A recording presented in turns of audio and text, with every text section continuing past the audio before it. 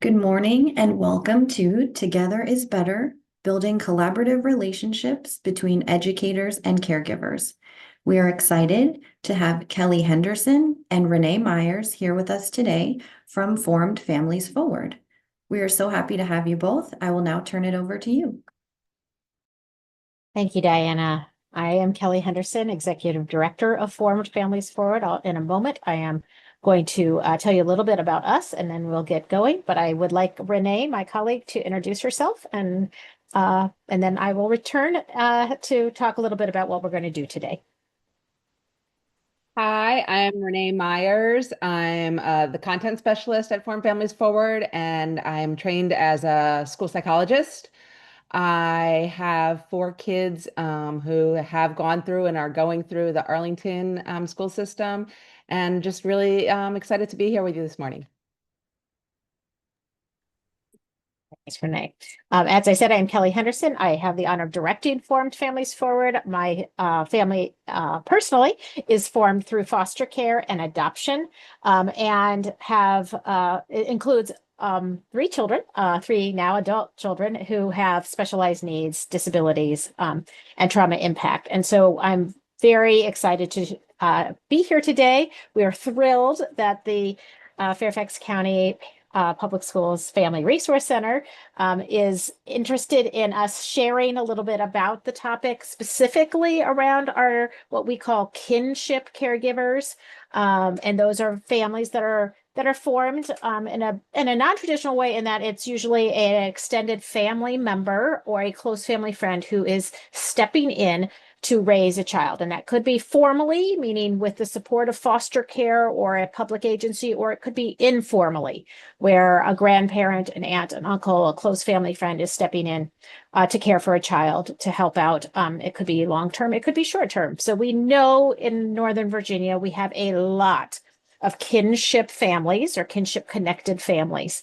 And we at Form Families Forward, we are a nonprofit organization. We're a family-led nonprofit, meaning that our board and our staff are majority family members who are raising children, youth, and young adults with specialized needs. And many of our families are formed through foster care, adoption, and kinship care.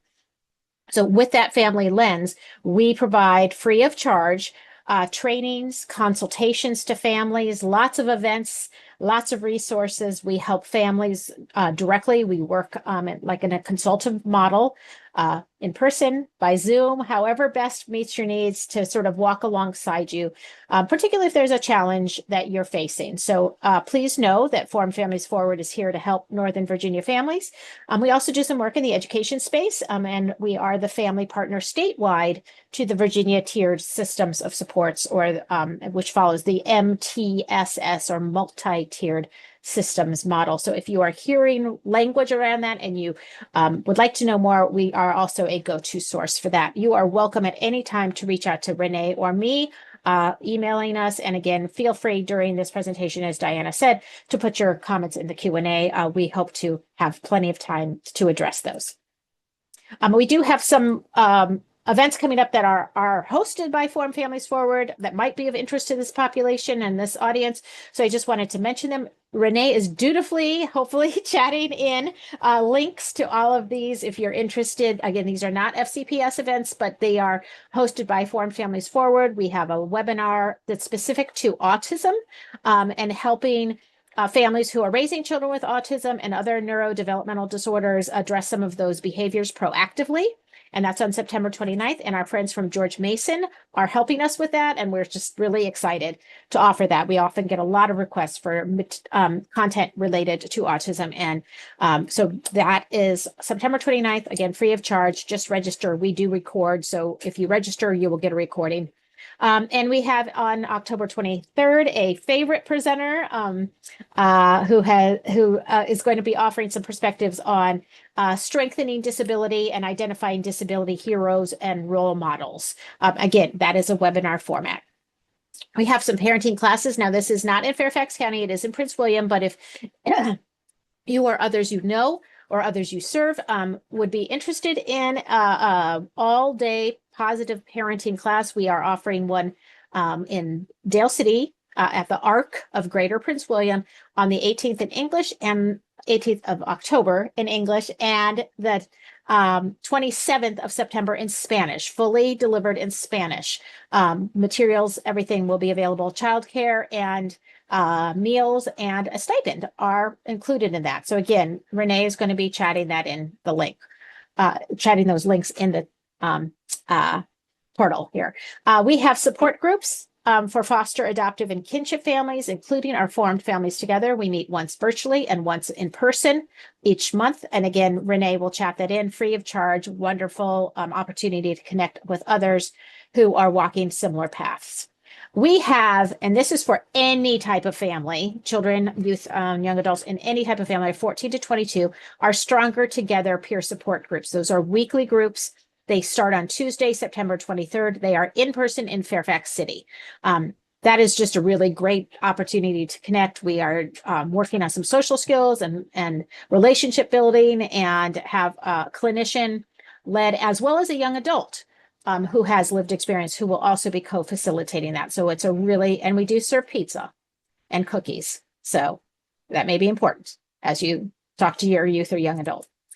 We have online classes that are available at any time of the day or night. You can access these online classes, and there are 7 topics listed there. And again, Renee's going to chat that in. I don't want to take too much time, but please know all of this is available through our website, formedfamiliesforward.org.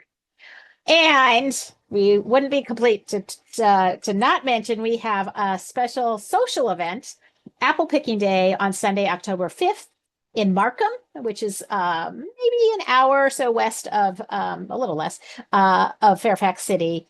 And there's no reservation for this. Anyone is welcome. Actually, the orchard is open for the full day, 9 to 5, but from 11 to 3, we are going to have table and games and connections for formed families, foster, adoptive, and kinship families. So you are more than welcome to come and join us. And there is a 50% discount on apples you pick if you are a foster, adoptive, or kinship family. Just mention it. Okay, poll. We want to know who's here. So I think Diana is going to launch that for us. There it is. And you can mark more than one, because we know lots of folks bring lots of roles.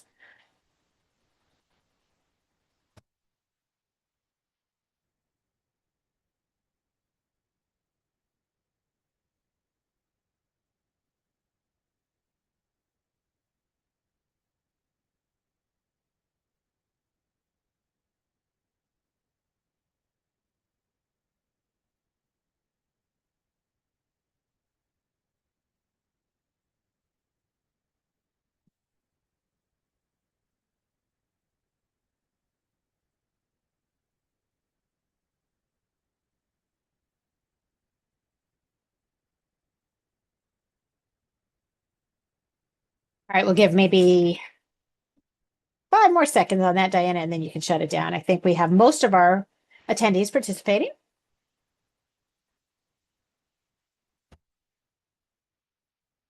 Wonderful, thank you. So it looks like, let's see if I can do a share results from my, maybe you can see that. It looks like we have some birth families, which we will welcome, and then some professionals. So again, we are thrilled that you're here, and we will keep that in mind as we proceed. Okay.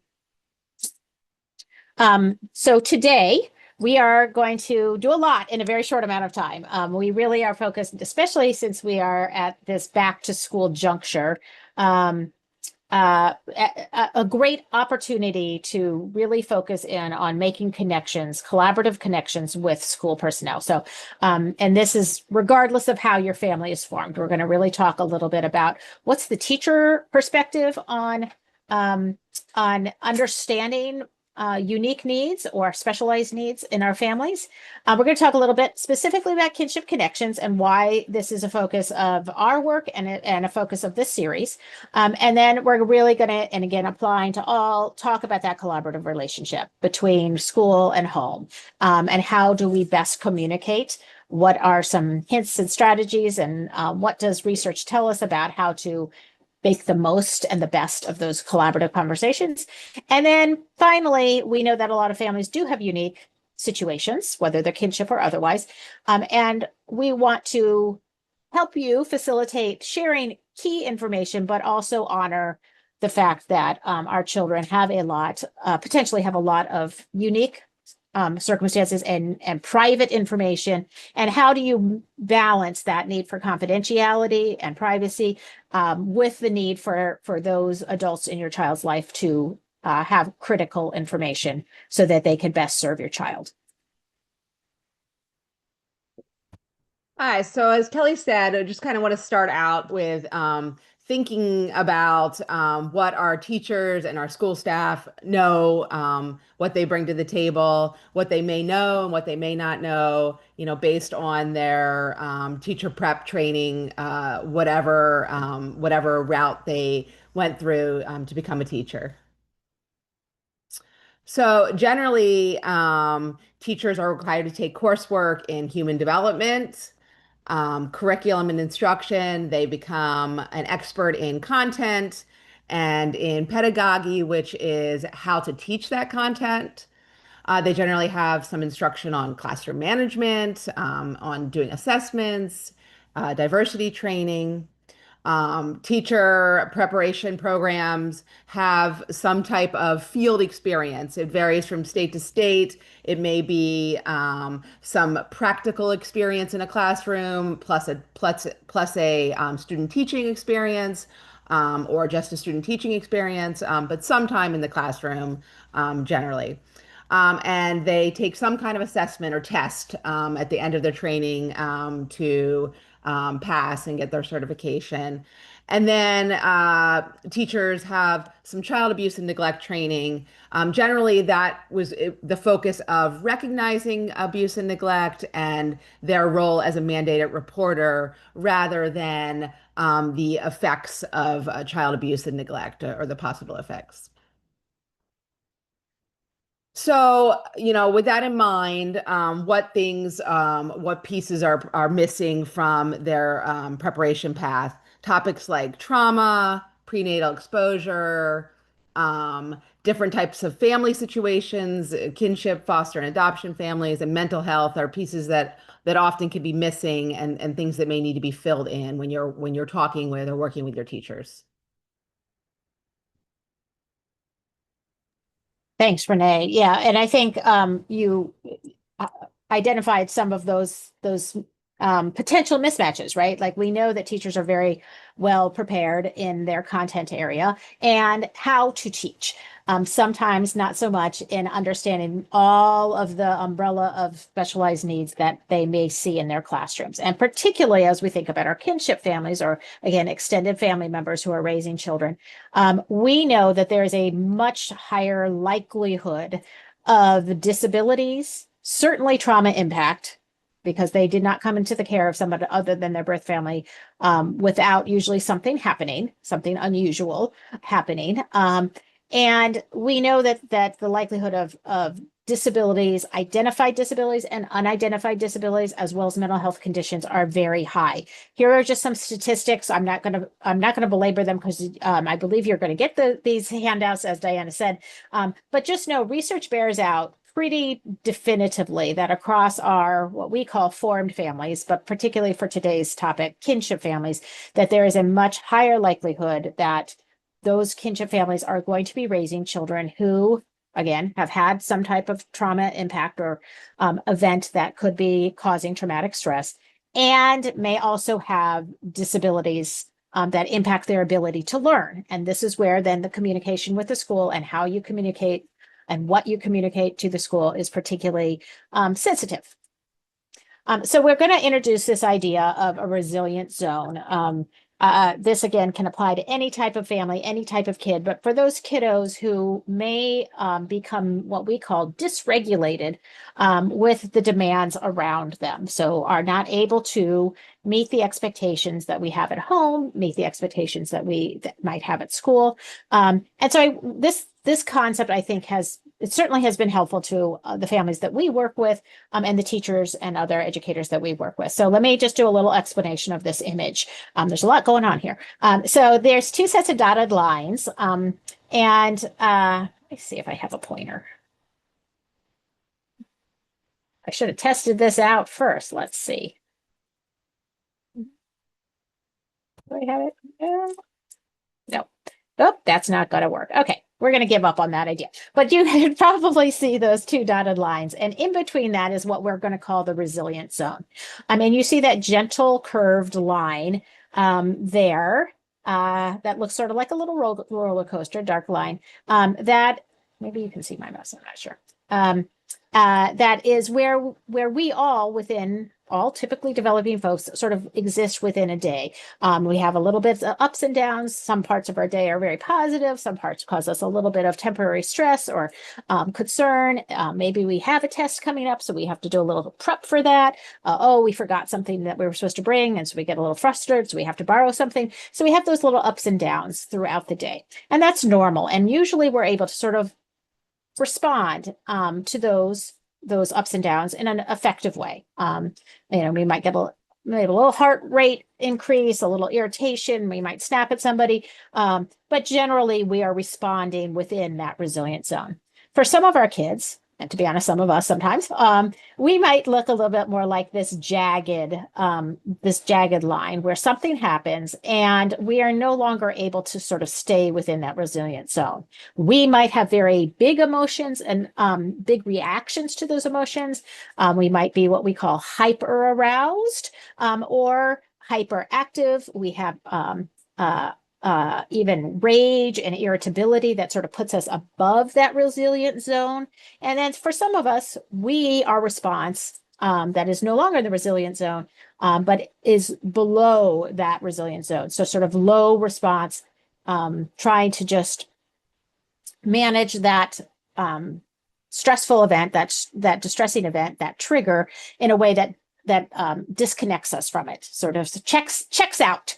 We check out during that time. So we might see kids that would be identified as having depressive symptoms, maybe having excessive sleepiness, just not being able to respond, sort of have like the shell shock response. And sometimes we call that response hypo-aroused.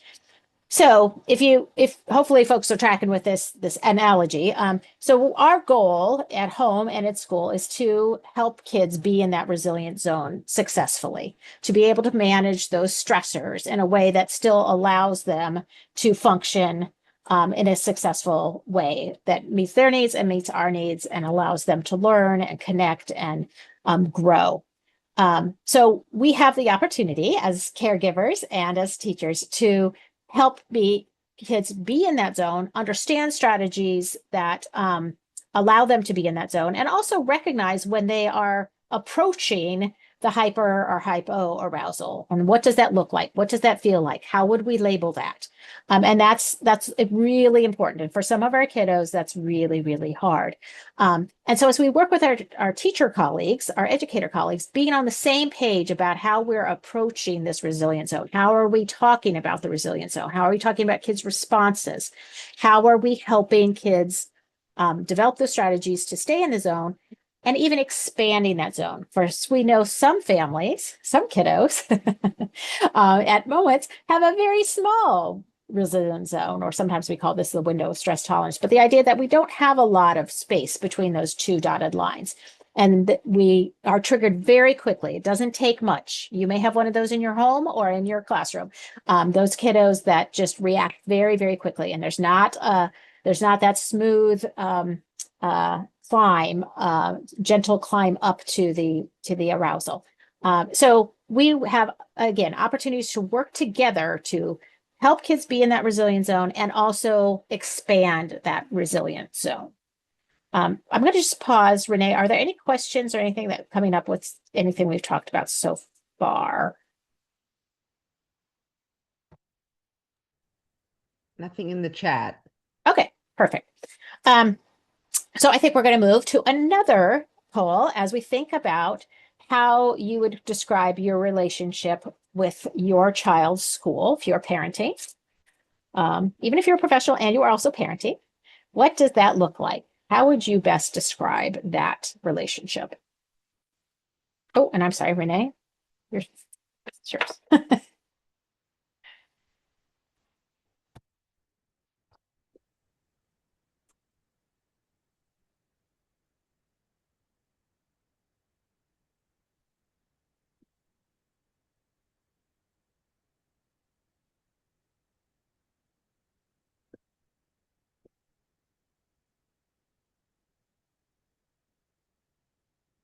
We'll give it maybe 20 more seconds, but we are getting a few more people. Thank you. And this is a single choice. You have to pick one.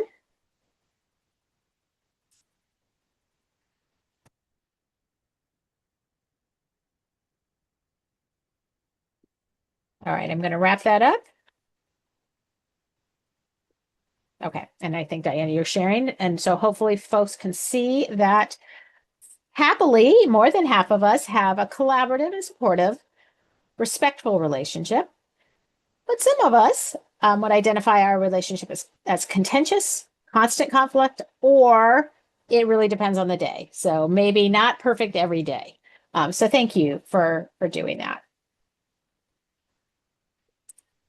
So let's talk about how we're going to set that stage for collaboration, working effectively, proactively, so that we're not in that constant conflict.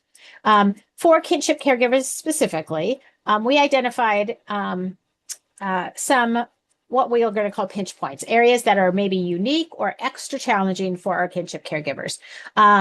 So there are a couple here that we're going to just say this is something that the Family Resource Center could be particularly helpful in. We're not going to necessarily address today. We are, of course, glad to talk with any family, but registration for school, if it's a new caregiving situation, registration for extracurriculars, registration for free and reduced lunch, all of the benefits or services and supports that might be available through a school. Sometimes that can be a problem for what we would call an informal kinship caregiver because they don't necessarily have all of the legal paperwork that some others have. So again, I'm going to refer you back to the school on that, your individual school registrar, as in central office, and folks at the Family Resource Center can put you in contact with the people who can help you if indeed that is a problem.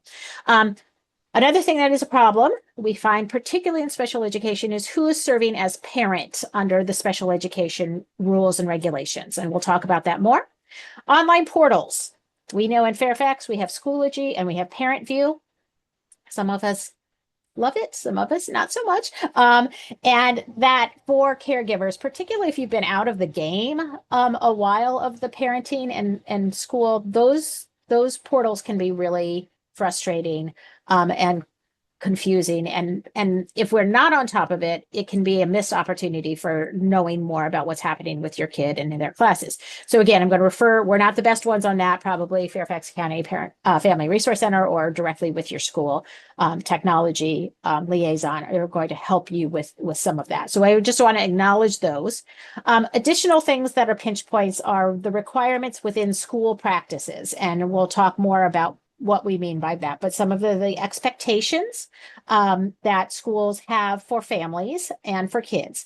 And then the use of less direct communication channels. We talk with a lot of particularly our grandparent caregivers who, when they were raising their children, several decades ago, when there was a problem, they'd pick up a phone and they'd talk to the teacher. We know that is not often the primary mode of communication in schools today. So using different ways of communicating and how to make those most effective, we're going to cover. We're going to talk a little bit about that default the default to deficit language. And obviously, when we're talking about kinship caregivers, something in most cases has happened that is prompting the fact that the child is being raised in a home that is not led by their birth family. And so often that conversation sort of begins to talk about what's missing, what happened, what the child can't do, what the child doesn't have. And that deficit language can be a real barrier to that constructive collaboration. And then finally, we're just going to wrap up with like sort of how to manage all of this, because we know that there is a lot of pieces that make effective collaboration. So we're just going to take a step back here for a minute and talk about IDEA, which is the Individuals with Disabilities Education Act, which is the federal legislation that provides a free, appropriate public education to students with disabilities. And so IDEA's definition of a parent is really an inclusive term. As you see here, when they say parent in the legislation, they mean a biological or adoptive parent, also a foster parent, a guardian, um, an individual who's acting in the place of a biological or adoptive parent. And this can include those kinship relationships, grandparents, step parents, or other relatives.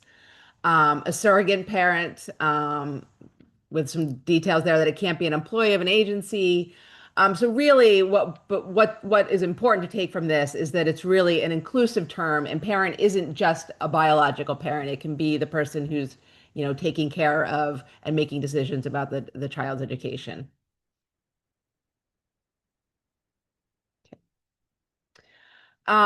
Here we're just gonna do like a little brief interview or overview of the communication process because really, we're talking about communicating and collaborating with our teachers in schools. And so what does communication involve? So communication is getting a message back and forth between two or more people. And so we have the sender, who we see here on the left. The man here is the sender, and he has this message, and he needs to convey that message to the recipient, the woman in this case. And so he can do that through a variety of means. It can be through words, it can be through body language. He can talk to her with his voice. He can write her something. He can send her a text message. And those ways that he gets the message to her are the channel. You'll see there. The message goes through a channel. Does he write it? Does he speak it? How does he get it to her? And that's the channel. And then she's going to take that message and decode it. So she's going to take that message in and how she understands it or decodes that message. And then she's going to send back feedback or response, which again will go through another channel, however she chooses to respond, whether it's, whether she writes him a message or, calls him on the phone. That's the channel that she's going to respond to him. And so there's all that complication, there's all those components that go into communication. And we're going to look at how to make that communication most effective. So, communication, as I was alluding to there, has, many components. There are the verbal messages, which are the words that we choose to say. And then whether we mean to or not, we convey that message with nonverbal signals, that our body language, our facial expressions, our gestures and body posture, they all, provide a message, whether we mean to or not. And then there are the paraverbal messages, and that's how we say our words. That's things like our speech, our cadence, which is the speed of our talk and our tone of voice. We can all probably think of like when we get angry, how maybe our voice gets really loud and we talk fast, and that all these things convey meaning in our message.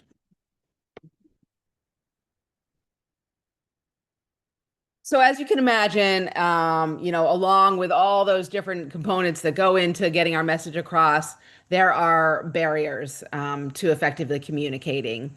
And some of these, probably, we do without even, meaning to do, interrupting, attacking, criticizing, blaming. These all, cause, rifts in the relationship and make our message not get through as clearly as we want it to get through. Things like you messages when we say, you should have done this or you did this. Um, Challenging someone's message, showing power here again, if we threaten or if we, command this has to be done, or raising our voice, name calling, and then even on the other end, refusing to speak, shutting down and not communicating and talking. These are all things that can really put a strain on the relationship, and make it hard, to communicate and collaborate. And then there are nonverbal barriers as well. Like we said, with the verbal stuff, and when you do things like roll your eyes or make signs of exasperation, like even things like sitting with your arms crossed or avoiding eye contact can be barriers to having a good relationship, and to creating that collaborative kind of environment. So we really need to think about not only our verbals and how we're talking, but our nonverbals and how the other person may be interpreting our body language. So look at this pyramid here. We see things. We see it go down from in person to virtual or video, things like Zoom, to audio messages, handwritten, email, text. And really, what this pyramid shows is that as we go down this pyramid, we're more and more likely to have misinterpretation in our communication. So when we talk with somebody in person, we have the benefits of not only, hearing their words, but we can read their body language and we hear their tone. And so we take all this information in and it gives us the best representation of what they're trying to get across. As we go down this pyramid, we lose some of these things. When we go to an audio message, we can no longer see body language. So now we're relying totally on what they said and how they said it. And then when you go all the way down to like handwritten and text and emails, now you've lost not only seeing that person, but also hearing that person. So it's open to how you interpret it. Maybe, you read into a message not exactly the way that person had intended to read. So as you go down that pyramid, there's more and more likelihood of misinterpretation. And so really, we're not saying that, email and text aren't a bad way to communicate. It's just really something to be aware of, and to take into consideration, thinking about what is the subject matter you're trying to get across. Is this something that's more sensitive or more emotional, where an in-person or at least a Zoom type meeting where you can see and hear that person would be a better choice. So really, the message here is just to think about, what what you want to get across and how that message might be perceived when they don't have the benefit of body language and tone and other things. Okay, now we're going to watch a little video, and this is a video talking about tips for carefully crafting concise and clear messages. Right. That if you're like, you know what, I'm going to get better at this. I'm not going to be that guy or that gal. I'm going to be concise. I'm going to be clear. But how do you do that?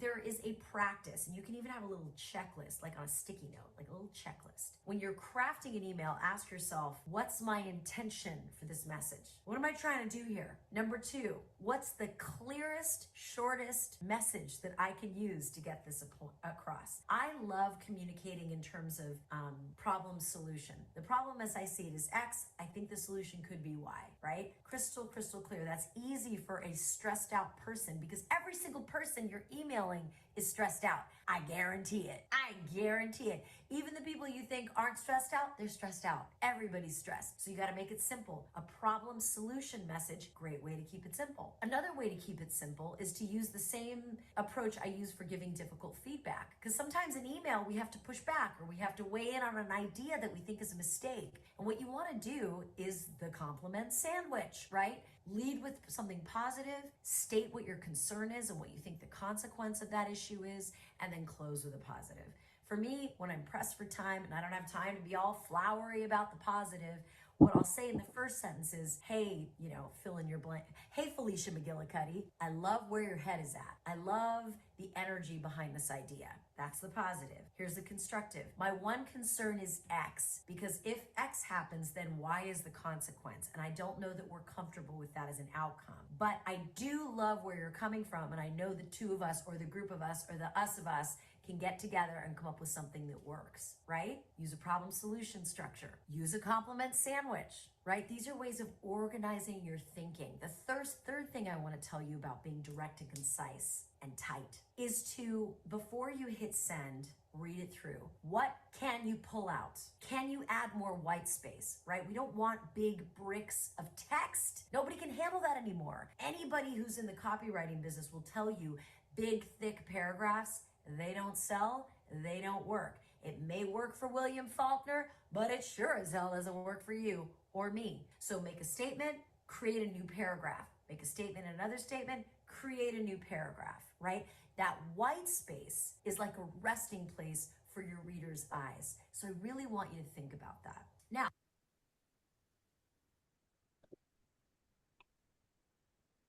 what's up, my people? I am Bronwyn, and There were some great tips for creating emails. I try to remember that when I'm doing my own. So it's easy to get wordy. Okay. So another important thing to think about is our language. We're trying to, create collaborative relationships here so that when we do communicate, we're heard and our thoughts and our feelings are heard and respected. So by creating collaborative relationships, we're going to be better heard. And so, one thing that we need to think about is our language. I think when we hear negative things about our kids, even when we know they're true, even when they're the things that we're seeing at home, it's really easy to jump in that defensive mode and become that mama bear and, put your claws out. But instead, try to take a deep breath and maintain that collaborative relationship by refraining from making negative comments or becoming defensive or blaming that person. Instead, try language like some of these. Yes, that behavior can be so frustrating, or I understand, or when this happens at home, we found that. Instead of being defensive and blaming and getting angry, try instead to draw out information about what's happening. Ask for explanations or examples of what's happening, and try to keep that collaborative relationship by working together and taking, even just like she said, that compliment sandwich, like, using language that, like, okay, yes, that is really frustrating, this is what we do.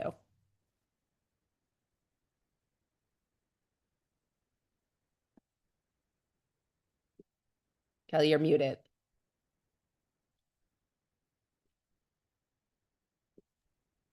All right, I'm gonna reshare here, I think.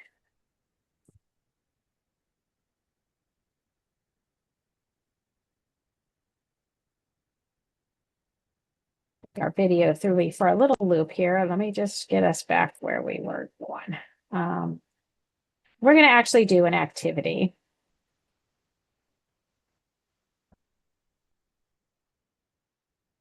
Okay, so everybody who's been sort of sipping your coffee, sitting back, we're going to need you to re-engage and get access to your chat box. And we're going to share some phrases that you might hear, some feedback that you might have received from a school partner or community partner. And what I'm looking for is, again, using maybe the type of phrasing that Renee just suggested. How would you respond to this statement about your child or the child in your care that would move us to a more constructive opportunity for communication? So this is what you hear. I really try to accommodate Joseph, but nothing works. We have done all we can. So if you would take a moment or two and use shattered Q&A, I'm not sure, Diana, you might need to guide us on where they should be putting their responses. The chat is okay to send Okay. responses to. Perfect.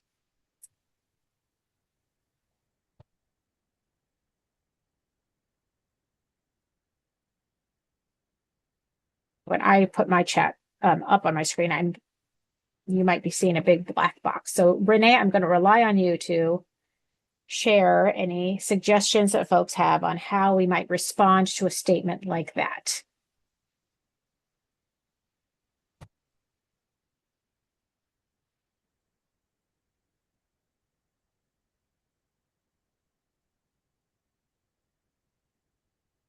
Kelly, maybe you could flip back to the screen before with some of That's a great idea.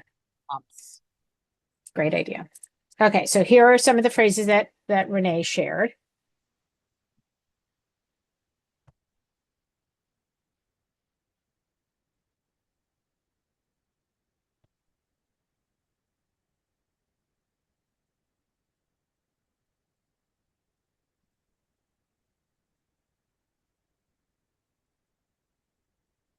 So we have Joseph needs to feel love and care. Someone else says, I hear you. Have you tried XYZ? So giving some basic information about, from your perspective, what Joseph does best with. And again, approaching that, and we're all working together to make Joseph as successful as we can. And these are things that I have found. And then the idea of tell me more. And here are some things that we have found that can be helpful. All right, what else, Renee? Thank you for the update. Can you detail me which supports school has tried or used? I'd like to have a deeper understanding of this so we can collaborate together. Absolutely. Great example. There's something that has worked for us at home is this. Can you tell me a little bit more about what you guys have tried so far? Maybe we can think about something together. Really, really great responses. All right, here's another one. 101, Kieran is great, but he triggers all the other kids.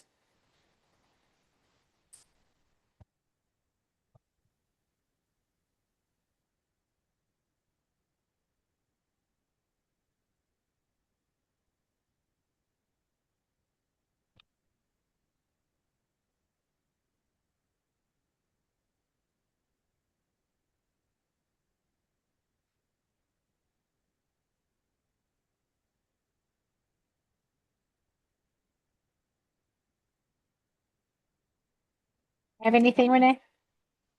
I have not seen anything. Oh, there's Oh. one. It means someone made him feel he is special. That sounds difficult to manage. I welcome any ways we can support you.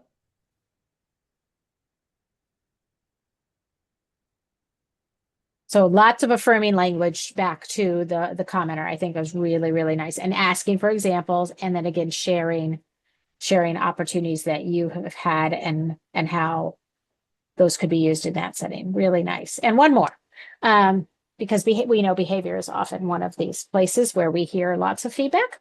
Natalie's FBA, or functional behavior assessment, says that the function of her acting out is to escape work. So you really need to tell her how important school is and why she needs to try harder. So again, this is an educator saying this to a family member. What might you respond?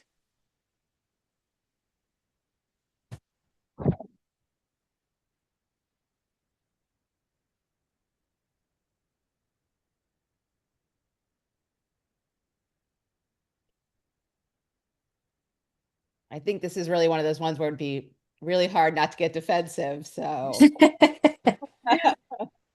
Agreed. throw it a hard one.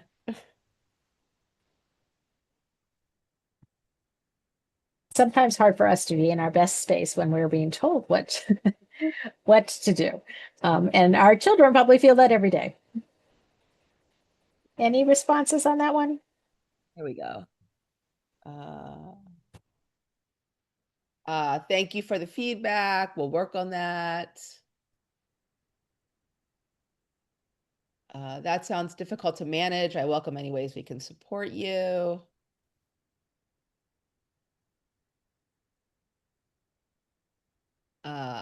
Use naturalistic teaching. I always use that.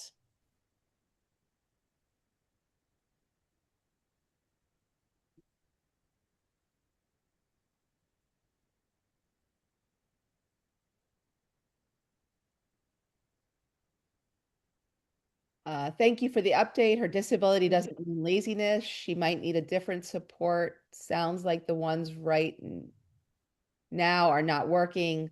Let's team up for a new approach. Yeah. Asking for more information, asking for additional time to collaborate are always really good strategies. Or most always really good strategies. And then I think, the second phrase could be certainly interpreted by the parent or caregiver as a blaming, like you haven't done your job of emphasizing how important school is and why she needs to try harder.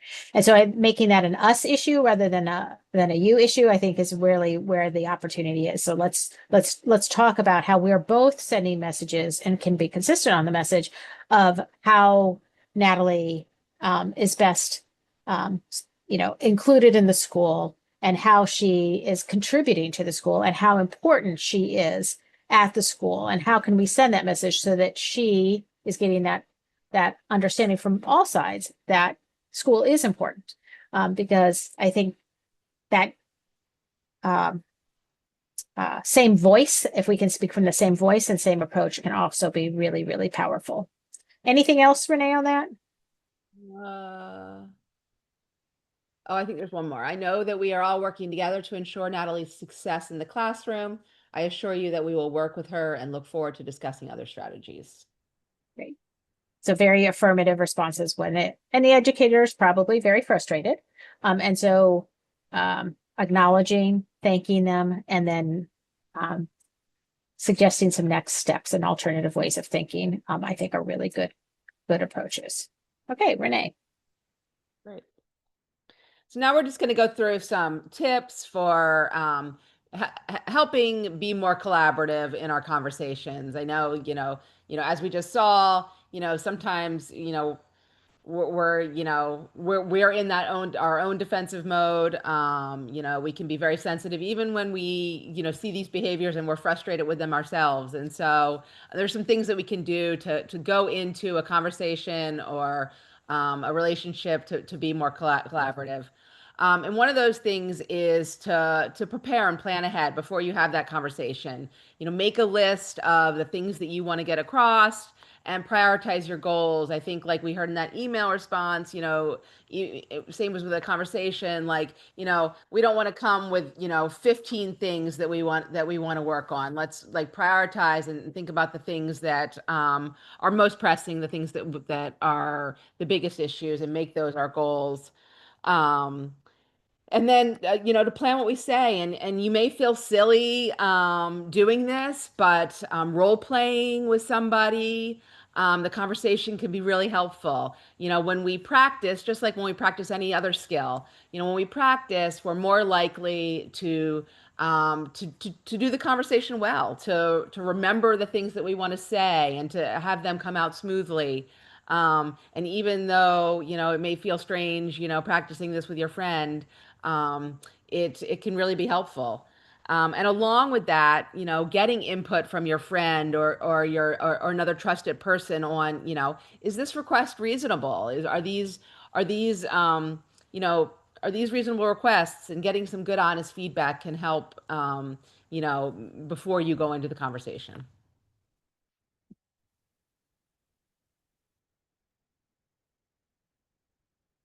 Mm, Yep, great, thanks. Listening. I know for me, and I'm sure for some of you, oops, I think you went ahead too. Back one more. Can you go back one? Yep, great. Actively listening. So, I think so often, as the person's talking, we're formulating our response and we're not even listening to what they're saying. So, make it a point to really actively listen to what they're saying. Listen, they may have some good points that if you're so busy thinking about what you're going to say next, that you won't hear them. And so, make it a point to actively listen. And to help you actively listen, questions are a great way to do that. So, when they say something, if you don't understand or you need more information, ask for clarification, ask for examples, um, and take advantage of their expertise. They have gone through some training, and ask for their expert opinion, and then take that opportunity to give yours. You are an expert in your child, and so share resources that you found helpful. Share strategies that you use at home that are useful. And then lastly, clarify it when you're talking. If they look confused, if they're, read their body language. If they're acting like they don't understand, then really explain what you're trying to say. You might need to rephrase it or give an example yourself to explain what you're trying to get. Okay, I think Kelly just mentioned this, the way we present it, the we language instead of you. Instead of, you need to do this or you should do this, try the we can try this or we should, we should do this. And I heard a lot of that when you guys were responding and to those questions that we're going to do this together. Like we're already setting up that collaboration by just with the word, we can try this, we should do this. We are setting up a collaborative relationship where we're not putting the blame on them or the responsibility on the other person. This is something that we're all going to work on together. Um, be prepared with and willing to consider other options. You know, you might go in with your ideas of how, you know, good solutions for this problem or things that you think are the best way to teach, but be open to other options. Just because you didn't think of it doesn't mean it's not a good option. So, you know, be open to those. And as we said, with the being prepared, come in prepared with ideas to try so that you can say, how about we try this? Or what do you think about this? Deal with disagreements right away. You know, don't let it fester. Don't let that anger fester inside you and walk away and think it's going to go away. If there's something you disagree about, you know, put it out on the table. And first and foremost, you know, let's really keep the focus on the child and don't make it a personal battle or, you know, keep the focus on helping the child succeed. And then lastly, just a couple things for, you know, when you're meeting, you know, as we, you know, if you remember that pyramid I showed you, where, you know, the in-person talks are the least likely to have misinterpretation of information. And so at least when you're going to do that first meeting with the teacher, that first conversation, you know, if you can do it in person or at least on Zoom, you know, I think that that's really a great way to lay the groundwork for a reciprocal relationship, you know, to get to know each other, to get, you know, to be able to have that, you know, take in all those different kinds of information from them, not only what they're saying, but their body language and their facial expressions and their tone. So if you can do that first meeting in person, you know, we would recommend that. Be proactive. You know, share your child's challenges with the teachers before they happen. You know, if you can have that meeting at the beginning of the year and tell them about, like, you know, these are the areas that are difficult. You know, then you're helping that teacher prepare and you know, you're setting up that relationship for them, that give and take relationship where they can tell you stuff, you can tell them stuff, and you can hear each other. And along with that, share what works, you know, whether it's stuff that works at home, stuff you've seen a teacher in the past do that works.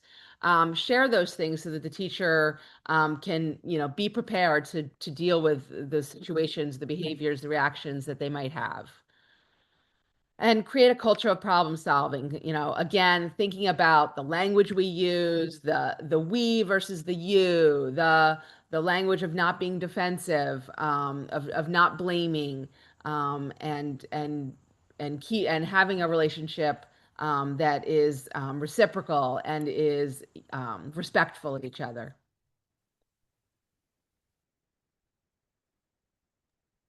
Thanks, Renee. And to that end, in terms of the structures, here are just some very specific examples of things that can be and have been done successfully. Not every tool is going to work for your particular situation. And of course, tools have to be best used when they're in a shared space. So everyone who's touching this circumstance, you know, needs to buy in to some degree. But a communication journal, a back and forth, and that could be physically a notebook, you know, some sort of notebook that actually goes back and forth, or it could be a virtual. Some teachers use tools like Class Dojo, where there can be an individual message. It could be an email at the end of the day. My kiddo brings home a half sheet of paper every day with a little check, check, check, and a couple comments.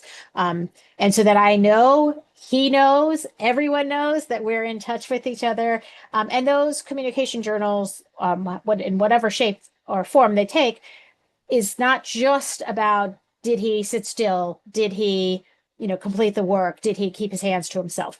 It's also sharing the good. Like, this was a real positive today. Or, you know, if I'm sending something in the morning, he had a great morning just getting to the school bus. So there's something positive for the school to start with.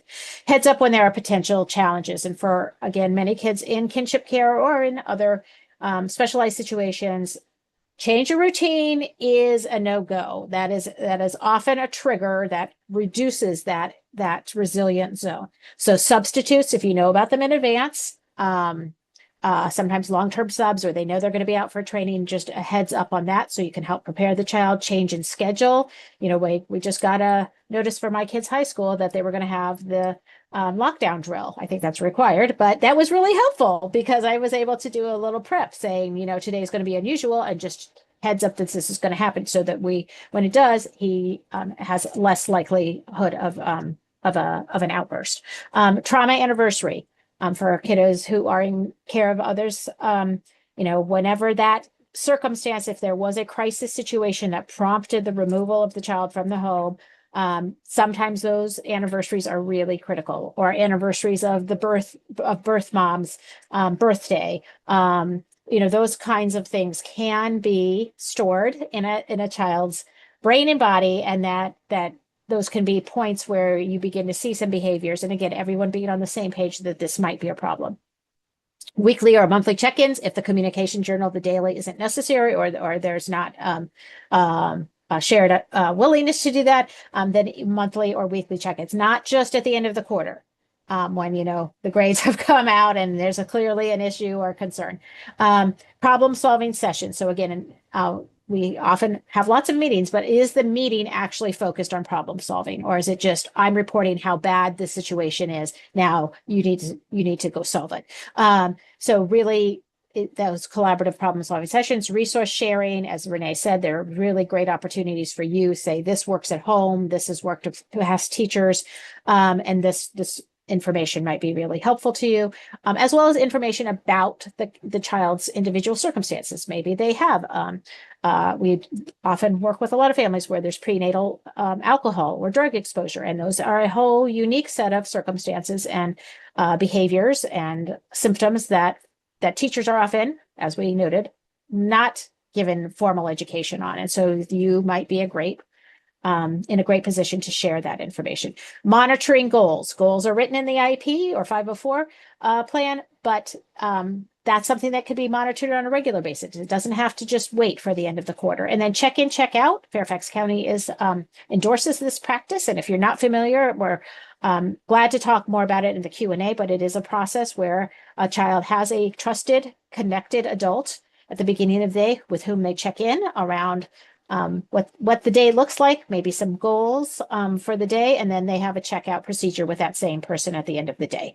It's a pretty well established research-based practice when done consistently, and it can be implemented with any child. That doesn't have to be a child with an IEP.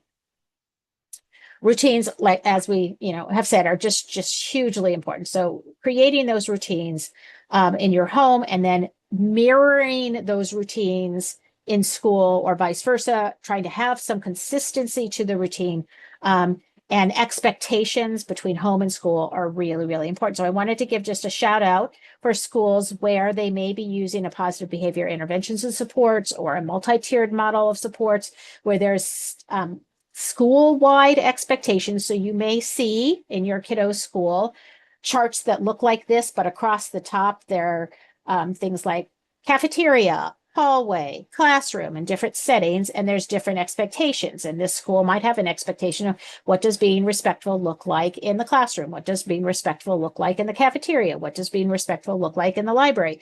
You could then mirror at home that matrix, that chart, essentially, that they use at school, but identify those specific locations within the home that mirror the expectations, reinforce the expectations at school, but are specific to your individual home. So just another way of sort of reinforcing each other using similar language.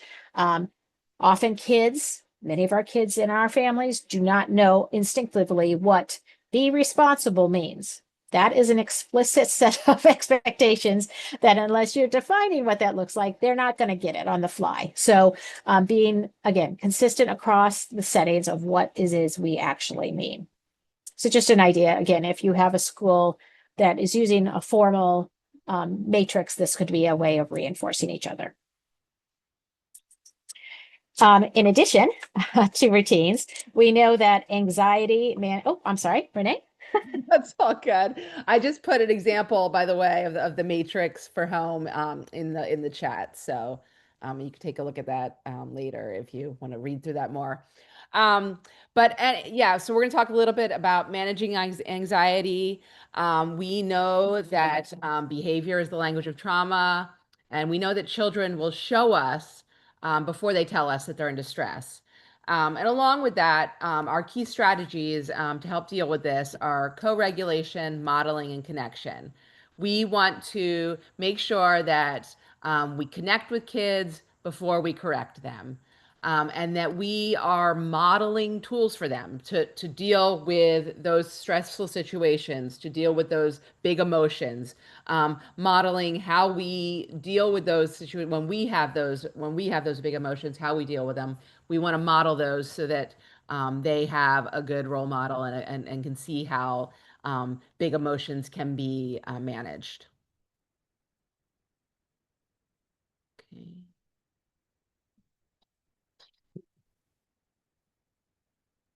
So, one strategy we have for this is called I wonder. So kids often don't have the language to identify what's going on with them. They have these emotions, but they just don't have the words. And so, one thing that we can do as both parents and as teachers is use these I wonder statements to help them to identify and articulate the emotions that they're feeling. And it also helps prompt ideas and brainstorm solutions. Things like, I wonder if you really like PE and you feel sad when this class ends. Or I wonder if writing makes you feel icky and frustrated. I wonder if it's hard for you to leave home and start your day.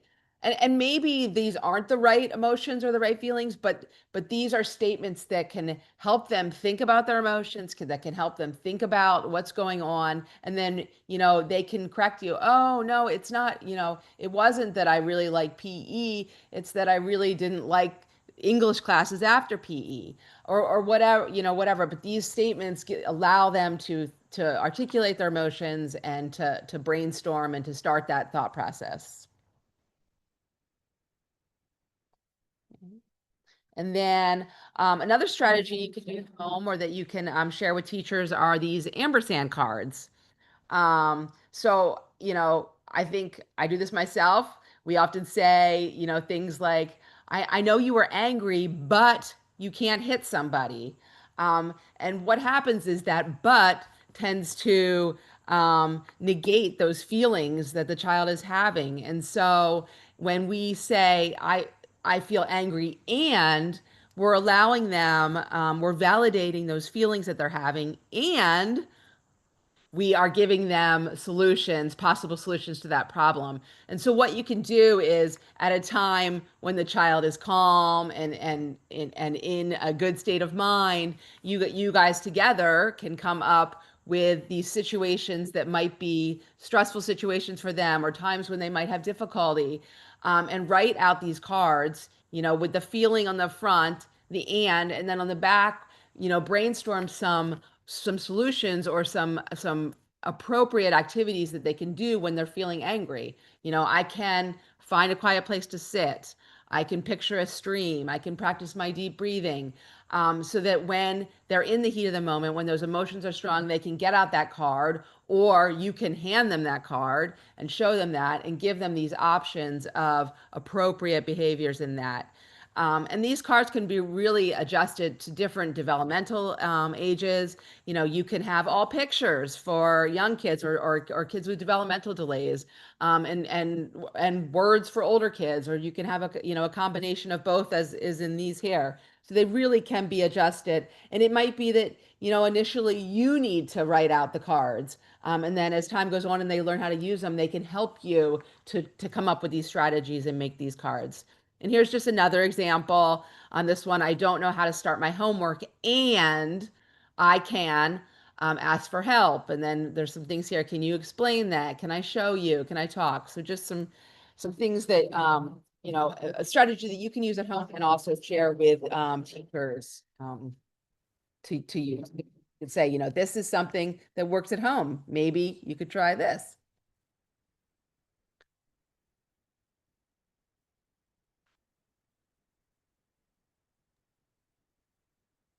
Thanks, Renee. And I do think those cars are excellent co-regulation tools. We use that term sometimes for the adults um, uh, to help folks get back into that zone of regulation, right? And if school and home are on the same page about what those acceptable strategies, those recommended strategies, those strategies we came up with when the child was calm, then again, the consistency is going to build. I actually going to just, I'm a little cognizant of time. So I do want to point out that we have a couple slides. I saw that we have a number of professionals, so I do want to acknowledge that we have a couple slides in here. We're not going to take time to go through them specifically, but there are some things that are more focused on professionals, the school staff side, about things you may not know or be aware of regarding families that are formed through kinship care or foster care, and that might be helpful in thinking through how best to approach the collaboration with families and serve the child directly. So I do want to just acknowledge there are a couple slides about what school staff should know. Now, for everybody else, I want to return to this idea of the information that we share with school staff. So, and recognize that indeed our children's stories are their own, and it's not always our place or our privilege to reveal information that is close to them and is potentially very impactful to them. So on a general rule of thumb is to provide general information. Renee came from a really tough place. Before she was 5, she was not in our home. She's been through some really challenging times. And so we're really glad to work with you on finding more appropriate ways to support Renee in her management of social activities. I mean, you get the idea. Something bad happened before Renee. We don't need to get into the explicit details of that. Now, Renee may choose as she gets older to share that, who she shares it with, how she shares it with. And again, a rule of thumb is being proactive with that information. So I'm not surprising Renee's teacher in the middle of the year after Renee has melted down 4 or 5 times because she's been triggered by things that the teacher was not even aware of. So generally proactive when possible. And as you have sensitive information, being really clear about what information I'm telling you that is public information and what information is just for your ears only because we're in this collaborative relationship. And being really explicit about that is another piece that we sometimes forget. And so we make assumptions that they're not going to share it or they are going to share it, and then we're irritated or frustrated when that hasn't happened. So we are going to offer you a couple tools to do that and to help share information, again, sometimes sensitive information with school staff. And Renee is going to chat, I think, some links in. This is a one of the tools that we offer. This is something that Form Families Forward. It's just a very basic one page template or student profile that lets you share information with school staff, ideally at the beginning of the school year, or obviously if your child is entering the situation mid-school year as they're just beginning to have that relationship with the school. Yes, families should be assured that their school staff are reading the full IEP or 504 plan or case history. But we know for a teacher who may be managing, particularly at secondary level, dozens of children, of students, a one page has been shown to be really helpful in that very early stage before the child hits the classroom, and gives a little bit of sense of where those sensitive points might be. So this is why we think that sharing something like an All About Me page is important. And here's what that looks like. This is just the template. Again, you can fancy it up.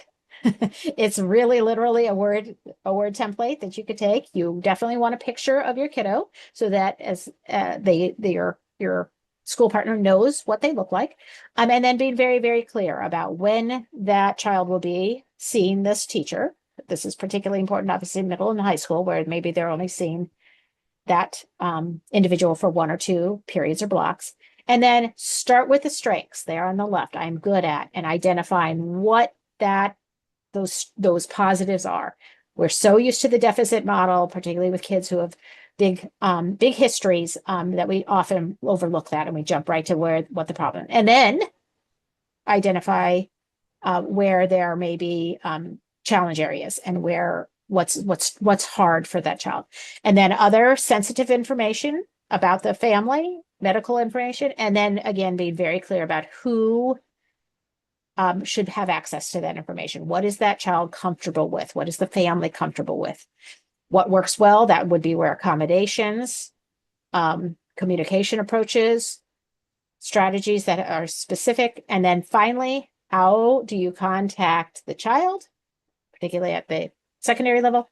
And how do you contact the parent or caregiver? Very, very explicit. So there's no room for miscommunication about, I want to know if there's a problem, let's talk right away.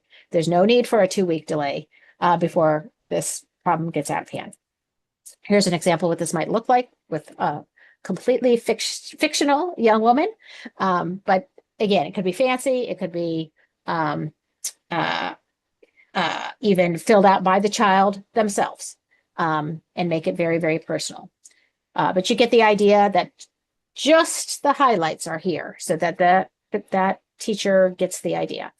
I've used this myself with, or a version of this myself with every year my kiddo who's now in his final year of high school. And even the secondary teachers are like, this is so helpful. Thank you for doing this. And my typically developing parents, colleagues, friends are like, why are you doing that in high school? And it is still proven to be a very, very helpful tool. So it is something that may look different than what other kids need, but has been helpful. And we have lots of other options if you don't like this one, or there are more specialized needs that you really want to share. Here are some. And again, I think Renee's chatting all of those links in.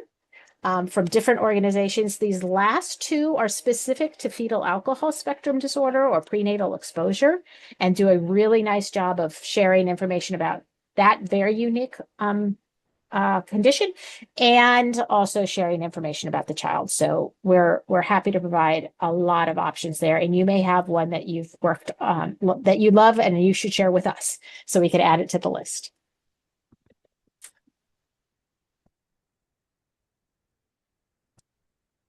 So Diana, I don't know if you want to turn off the recording. Yeah, We've thank you enjoyed so this much. time. That was excellent. We will move on to our